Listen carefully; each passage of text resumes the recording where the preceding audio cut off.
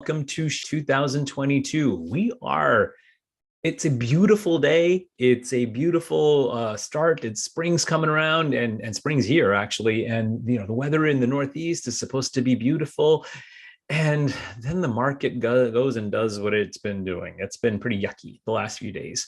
But, that being said, because the weather's coming around, I think what you're going to start seeing is more and more people are going to start their road trips, and we're going to start doing these sort of vacations.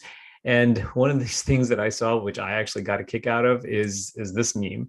And for those of you who are listening to us on podcasts, on audio only, it's this meme that says, "I get emotionally attached to the cars ahead of me on long road trips." And I'm guilty of this. So there's two things on this, right? So you're in these cars and you're on these road trips, and then you think you're going to be following this car. You start following license plates. Pinky used to have this great game that we still play with the kids sometimes, where you try to track the license plates, but then you start getting connected with some people. You're following each other. One person's like in front just in case they're speeding, and then you switch and the other person's in front. So you get these sort of connections, and then you go and take the exit and you leave them. So, but that's not really what I wanted to talk about. I guess what I'm really talking about is, when you're in traffic, and we're in New Jersey, right? So we all know about traffic in New Jersey, and you're about to take the turnpike, pay the toll, or go through the Easy Pass, and you're in this lane and it's not moving. And then there's this other lane that's like flying. It's just every car after car after car. So the minute it's safe, you try to get into that lane, and the next thing you know, the lane that you were in starts easing up and starts moving. Well, here we go. This is where people are in the market today. This is where people are with their investments today. Because what's happening is they're wondering if they're in the right lane. So a lot of people think that you need to predict where stock prices are going to be, where equity prices are going to be to get ahead, but that's not really required to outperform the markets, right? How many times have you been in this traffic and you switch to this faster lane, like me, and then boom, it comes to a standstill. And then when you're ready to kind of move into the next lane, everybody's zipping by, so you can't get in. You finally get a moment to get in, and then it goes to a standstill. And quite frankly, that's where a lot of accidents happen too. And that's where you have to sort of imagine where your investments are right now. You do this, it adds anxiety, it increases the risk of an accident, and you may or may not have improved your situation, because I'm notorious for this. In those traffic situations, I'll pick a car. I'm like, okay, there's a white SUV, and I'm going to make sure that I track that white SUV. And as long as I come out ahead of that guy, I feel like I made the right decision.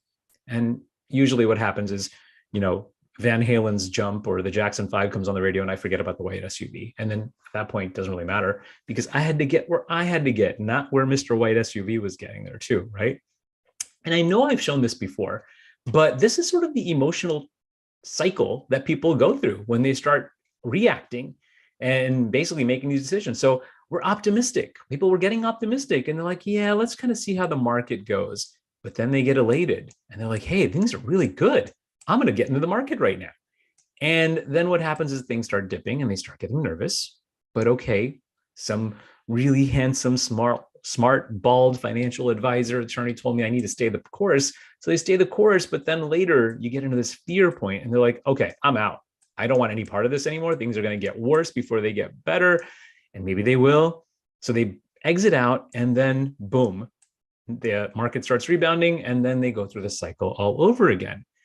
But here's the thing that I need to remind you of. First of all, you need to know what your lane is. You need to know what your destination is. If you're in the position right now where you need to start taking income out of your portfolio, you want to be strategic about where that income is coming from.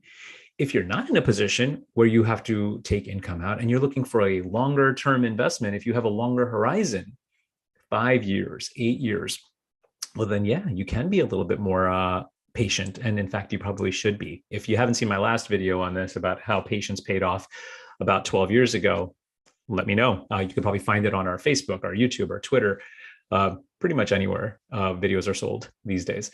So that is something that we want to be extremely mindful of is, are we staying in our lane? Do we know what our destination is? And here's why. Last slide, I promise.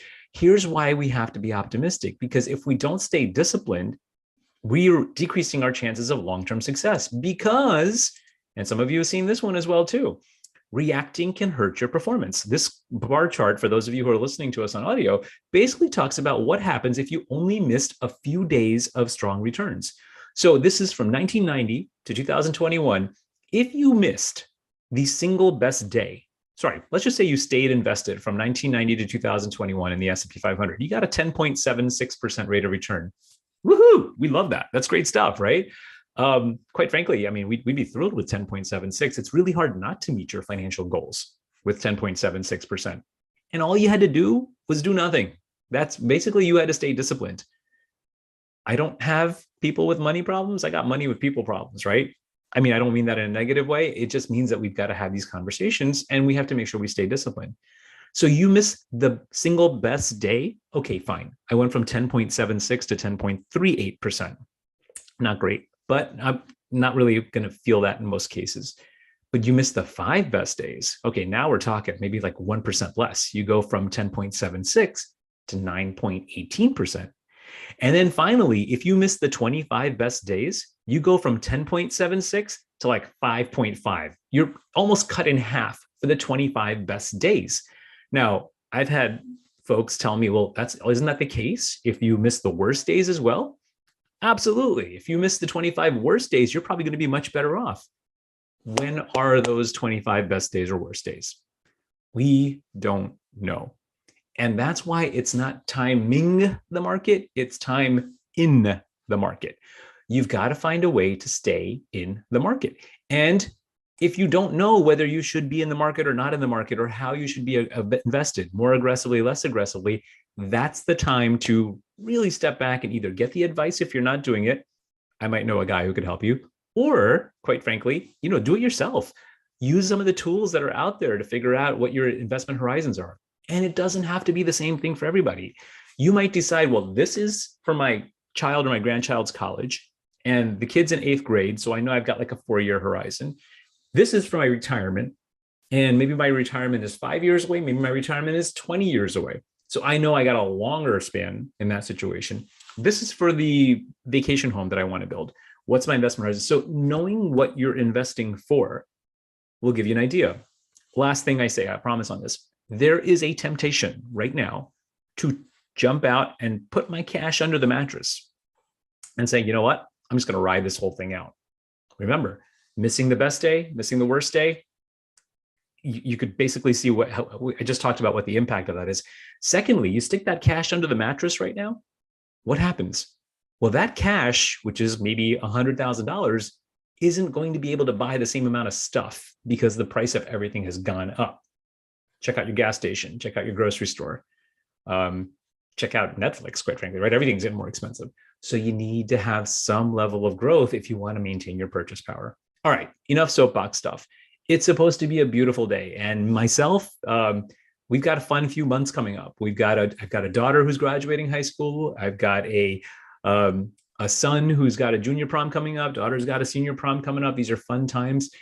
Let your money work for you. Stay disciplined. And of course, if there's any way that we can help, if there's anything that you need, don't hesitate to reach out to us. I'm Neil Shah from Shah Planet. Thank you for watching. Thank you for listening. Don't forget to like, subscribe, and just give us any feedback, anything you want to talk about, anything you want to hear about. We're here. All right, everybody, stay safe, stay well, stay kind to one another, and I will see you next week on Shah.